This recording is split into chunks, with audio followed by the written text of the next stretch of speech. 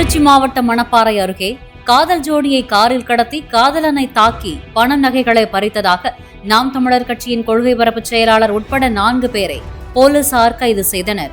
பெற்றோர் திருமணத்திற்கு எதிர்ப்பு தெரிவித்ததால் வெவ்வேறு சமூகத்தைச் சேர்ந்த காதல் ஜோடி பதிவு திருமணம் செய்வதற்காக கன்னியாகுமரிக்கு சென்றுள்ளனர். அவர்கள் இருக்கும் இடத்தை அறிந்து கொண்ட பெண்ணின் உறவினரான நாம் தமிழர் கட்சியைச் சேர்ந்த அருணகிரி என்பவர் நண்பர்களுடன் சென்று காதல் ஜோடியை காருக்குள் ஏற்றி காதலி கண்முன்னே காதலனை தாக்கி சாதி ரீதியாக திட்டியதாக போலீசார் தெரிவித்துள்ளனர்.